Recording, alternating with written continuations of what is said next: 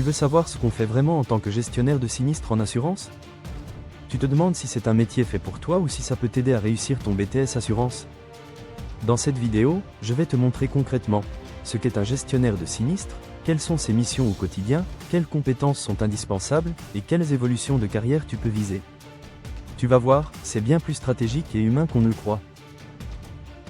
Le rôle du gestionnaire de sinistre, le gestionnaire de sinistre, c'est un pilier du secteur de l'assurance. Son rôle, c'est d'analyser les réclamations, de vérifier les garanties du contrat, d'évaluer les dommages avec l'aide d'experts, et de proposer une indemnisation juste. Il est en quelque sorte l'interface entre l'assuré et la compagnie, celui qui doit gérer les situations parfois complexes et émotionnelles après un sinistre. Les grandes spécialités. Un gestionnaire de sinistre peut intervenir dans plusieurs domaines. En responsabilité civile, il gère les situations où un tiers est responsable d'un dommage. En dommages, il traite les sinistres matériels comme les incendies, inondations ou vols.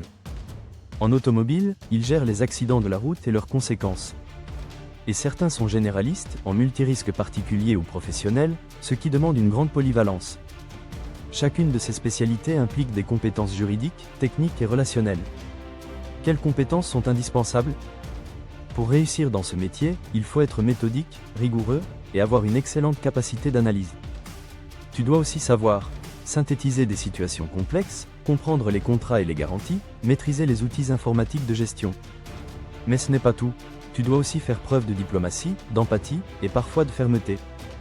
Savoir dire non avec tact, c'est aussi une partie du job. Quelle mission au quotidien? Un gestionnaire de sinistre, c'est un enquêteur du quotidien. Voici ses principales missions. Analyser les circonstances du sinistre, vérifier les garanties du contrat, évaluer les dommages, négocier ou refuser une indemnisation, assurer le suivi administratif, représenter la société auprès du client, parfois même lancer une procédure judiciaire. C'est un rôle clé pour maintenir la confiance des assurés dans leur assureur. Formation et évolution de carrière. Pour devenir gestionnaire de sinistre, plusieurs parcours sont possibles. Avec un bac+2, comme le BTS Assurance ou un du carrière juridique, ou avec un bac+3 à bac+5 pour ceux qui veulent viser des postes à responsabilité. Et côté évolution? Après quelques années d'expérience, tu peux devenir chef d'équipe, inspecteur indemnisation ou expert de sinistre spécialisé. Le salaire, parlons concret.